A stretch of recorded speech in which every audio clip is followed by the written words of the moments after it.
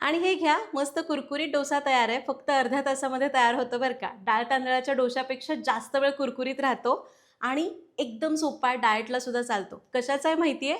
ज्वारीच्या पिठाचा डोसा. करायला एकदम सोपा आहे. बघायची रेसिपी तर व्हिडिओ शेवटपर्यंत बघा आणि आवडला तर लाईक करा आणि अशाच रेसिपीजसाठी चॅनलला सबस्क्राईब करा. नमस्कार, सरिताच्या स्वयंपाकघरात म्हणजेच आपल्या सरिताज किचनमध्ये आज आपण काय करतोय तुम्हाला समजलंय. ज्वारी आणि मुगाच्या डाळीचा झटपट होणारा डोसा. एकदम पटकन होणारी रेसिपी आहे. सुरुवात करूया.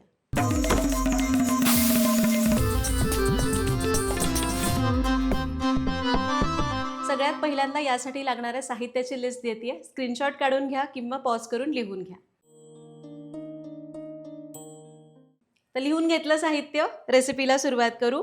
पहिली स्टेप आहे, आपल्याला ज्वारीच्या डोशाचं पीठ तयार करायचं आहे. तर त्यासाठी इथं मी 1 वाटी पिवळी मूग डाळ स्वच्छ धुतली आणि त्याला 2 ते 3 तास पाण्यामध्ये भिजून दिलं. आता आपण काय करू, ही डाळ मिक्सरच्या भांड्यामध्ये काढूया. चांगली डाळ निथळायची आहे बरं का, खूप पाणी ठेवू नका. कारण मुगाची डाळ जी आहे ती थोडंसं पाणी जास्त ओढून घेते, त्यामुळे खूप पाणी वाटताना वापरायचं नाही. सगळी डाळ काढून घेतली. पाणी न घालता बारीक करू. अगदीच वाटलं तुम्हाला पाणी घातल्याशिवाय वाटता येत नाही, थोडंसं पाणी वापरू शकता. सगळी डाळ अशी एकदम बारीक केली आहे. मी जराही पाणी वापरलं नाही. एका भांड्यात काढूया. तर हे बघा, एकदम बारीक डाळ वाटली गेली आहे. आता यामध्ये घालायचं आहे ज्वारीचं पीठ. 1 वाटी मुगाची डाळ होती, त्यासाठी 3 वाट्या ज्वारीचं पीठ घालायचं. ज्या वाटीने आपण मुगाची डाळ मोजली त्याच वाटीने 3 वाट्या ज्वारीचं पीठ. चवीपुरतं मीठ. याला हातानेच मिक्स करून घेऊया. हाताने मिसळण्याचं कारण ज्वारीचं पीठ आहे ते कोरडं आहे, त्याच्या गुठळ्या होण्याची शक्यता असते. हाताने चांगलं गुठळ्या मोडत मोडत मिक्स करून घेऊ. सुरुवातीला डाळीच्या ओलाव्यामध्ये भिजवायचं आणि मग लागेल तसं पाणी वाढवायचं. आणि हे घ्या, ज्वारीच्या ओलाव्यात याला भिजवलं, खूप घट्ट आहे. आपण आता थोडं थोडं पाणी घालूया आणि गुठळ्या मोडत मोडत इडली डोशाला कसं पातळ पीठ असतं तसं पीठ करून घेऊ. आणि हे बघा, ज्वारीचं पीठ मुगाच्या डाळीमध्ये आपण चांगलं मिक्स करून घेतलं आहे. बरंच पाणी वापरावं लागलं, जवळपास 2 कप पाणी मी जास्तीचं घातलं. आणि तुम्हाला जर गुठळ्या मोडायला अगदी बारीक बारीक गुठळ्या राहिल्याच तर हे मिश्रण असं एकदा करून तुम्ही मिक्सरला थोडंसं फिरवून घेतलं तरी चालेल. गुठळ्या लगेच मोडल्या जातात. जसं तुम्हाला सोपं वाटेल तसं करू शकता.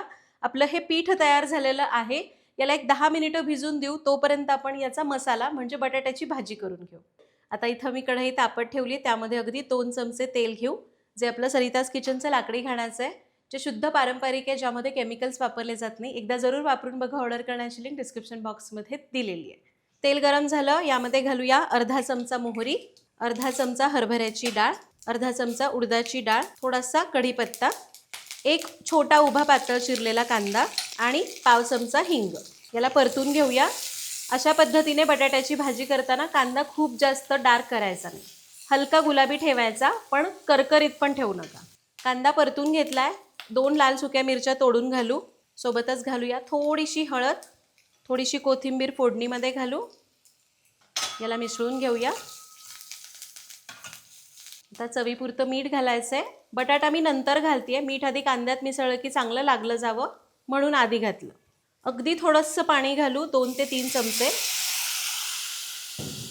याला मिक्स करूया. आता इथं मी 3 ते 4 छोटे बटाटे उकडून घेतले, साल काढले. फोडी न करता असं हाताने तोडून घालायचे बटाटे, म्हणजे भाजीला दाटसरपणा चांगला येतो. एकदम मॅश नाही करायचं, फक्त फोडी अशा हातानेच तोडून करायच्या. आता याला चांगलं परतून परतत असताना असं उलथाराने थोडं तोडायचं आहे, म्हणजे मसाला अगदी छान तयार होतो. आणखी थोडंसं पाणी घालूया.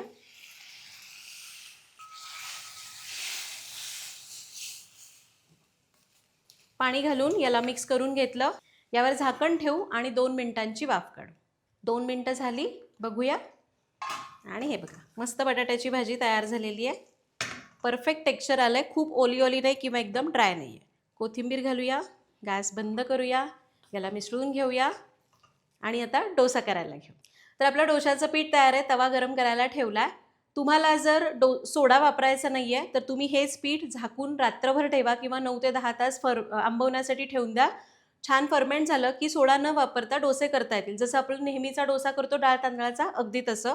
पण तुम्हाला इन्स्टंट डोसा करायचा आहे तर यावेळी सुद्धा करता येईल. हे पीठ तयारच आहे. हे बघा अशी पातळ कन्सिस्टन्सी ठेवलेली आहे. यामध्ये आपण घालूया खाण्याचा सोडा पाव टीस्पून. आता आपण जे प्रमाण घेतलं त्या सगळ्या प्रमाणासाठी पाव टीस्पून खाण्याचा सोडा घालायचा. याला चांगलं मिक्स करूया. सोडा घालून मिक्स केलं की पीठ छान हलकं झालंय. लगेच डोसे करायला घेऊ. तर डोसा करण्यासाठी हा भिडाचा डोसा तवा घेतला. त्याला मी गार असतानाच तेल पुसून लावलं आणि मग मध्यम गरम करून घेतलं. आधीच तेल लावून घेतलं की पहिला डोसा सुद्धा छान तयार होतो. आता गॅस कमी ठेवायचा आणि डोसा पसरवायचा. गॅस कमीच ठेवून डोसा पसरवा म्हणजे व्यवस्थित पसरता येईल. याला पाहिजे तसं पातळ करून घेऊ.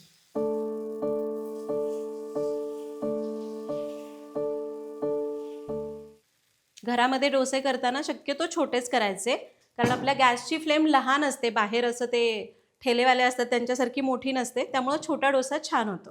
हे बघा मस्त डोसा पसरवून झालाय. आता याच्या कडा सुकल्या की मग तेल लावून घेऊ. तर हे बघा डोसा वरून सुकलेला आहे, कडा पण याच्या वाळल्या आहेत छान. आता आपण तेल सोडूया.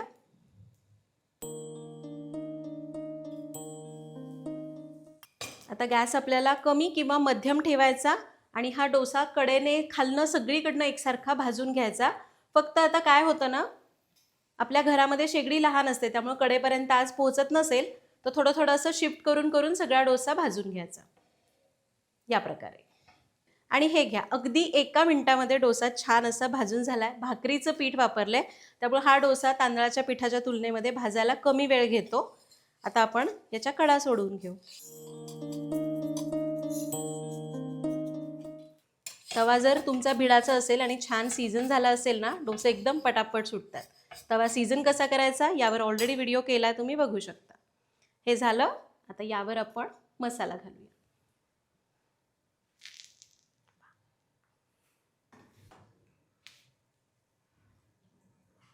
आणि याला काढून घेऊ. ओहो बघा रंग मस्त आलाय की नाही, छान.